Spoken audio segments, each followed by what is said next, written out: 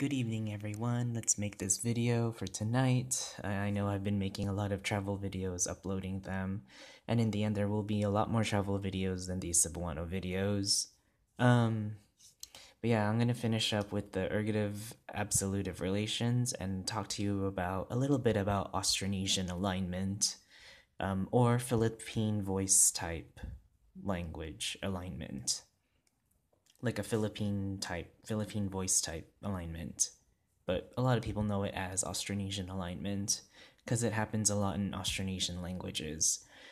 Um, but anyway, let's talk about the ergative portion. So, ergative languages like Cebuano, it's common for ergative languages to have an oblique form. And if you think back again with the rules of ergativity, it's when the subject of an intransitive verb can also share the same form as the object of a transitive verb, and that object of a transitive verb is also in its own kind of case, the oblique case. And that's why there is like an ergative and an oblique form of that object of a transitive verb, so they can be the same thing, but just have a different focus or a different case, if you know what I mean.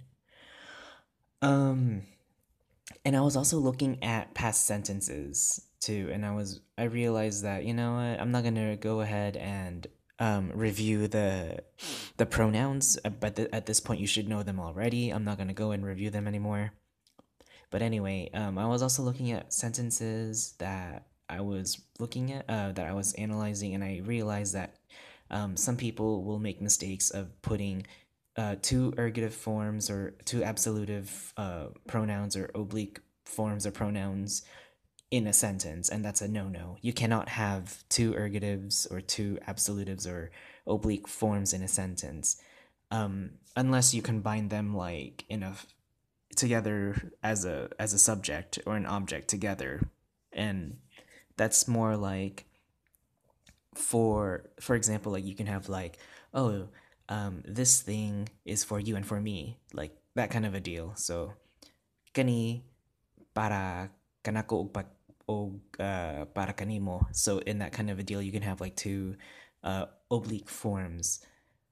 Or if you want to say ako og ikaw, blah blah blah blah blah, right? Like you and I, blah blah blah blah blah, right? And then you're talking in the absolutive. Like you can have that, but if you're gonna change the focus around or have different actions move around on the pronouns and even the nouns, you can't have two ergatives or absolutives or obliques in that way.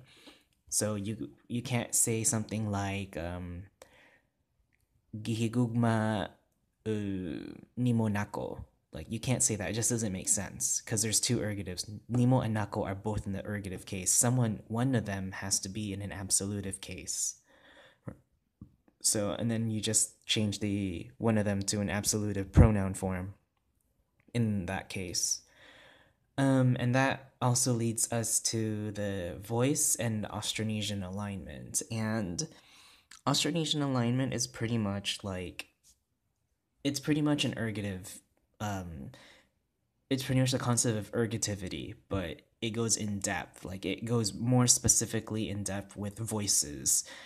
And there are four main voices in Cebuano, and I guess I can talk about that in another video. But the voices, they play a big role in Cebuano when you're constructing sentences and understanding and as well as speaking or making sentences.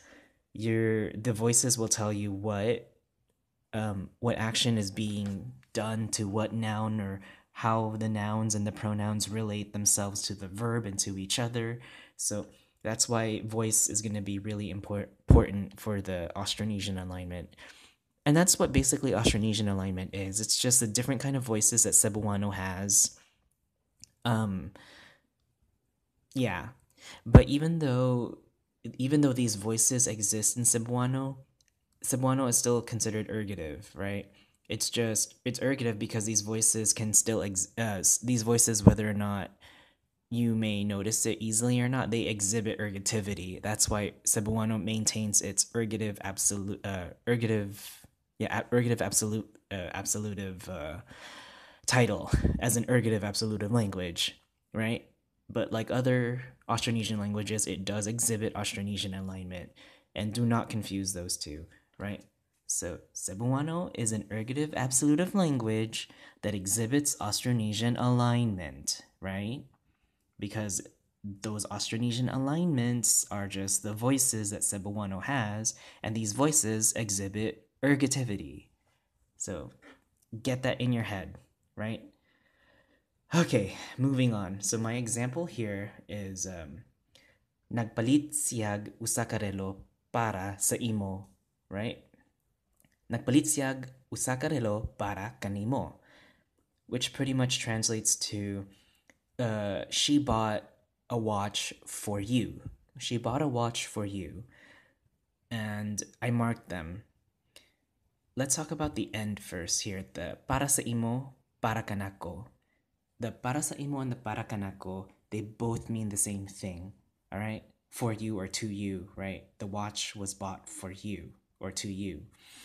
However, if I'm gonna say para sa imo, I'm gonna make my focus into an ergative one, into an ergative focus, because the pronoun is in the ergative case, right?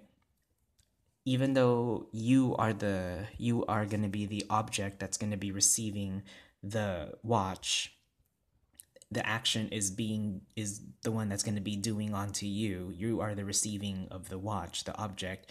Para sa imo is just the ergative form or of the object, right? Remember that whole the whole ergative rule, or the ergativity, where a subject of a transitive verb can sometimes be an object of an intransitive verb. That's the object of the intransitive verb. It's just in an ergative form. The para kanako, however, is the same thing. It's just in the oblique form, or the object, right? The oblique form, oblique or objective form, oblique form, right? So nagpalit siya usakarelo para kanimo, which is to you or for you, right? Kanimo means to you or for you. And in the sentence here, the beginning, I marked nagpalit, right? Palit is our verb, the root word palit. Nag is the verb affix that triggers an absolutive to happen, right? Because nag is a verbal affix that triggers an absolutive focus. So think about it, right? Nag, think about it. Nag, and then its incomplete form, right? Its incepting form of incomplete form is mag. They both indicate absolutive. It triggers an absolutive focus here. So we have to use an absolutive pronoun, siya, right? Nagpalit siya, right? That's why there are certain affixes that trigger what case you're gonna use. So for another example would be gi. Gi is a ergative trigger or an ergative focus, so you're gonna have to use an ergative pronoun once you conjugate the verb using gi. Next one, siag. This is the og is a objective or oblique kind of indicator, and I'll talk about that a little later. But it's also telling us the object, right? Siya og usakarelo. That's our object that's being marked. One watch, a watch, is being marked by that og. And then para kanako. So para kanako, that using kanako already makes this oblique. I marked it with an O. Whereas using saimo makes it ergative, and I marked that with an E for ergative. Okay? So that's it. With the O, however, I'm going to talk about this one because this O may align itself with the kanimo or may align itself with the saimo, right? Again, ergativity is very flexible. So you can have either this O aligning itself to one or the other case. It still makes sense, right? Even though it marks itself as the object for this object here, it can align itself with one or the other, the objective or the ergative. And that has to do with voice, the Austronesian alignment. That has to do with Austronesian alignment. And I'll talk about Austronesian alignment in a future video.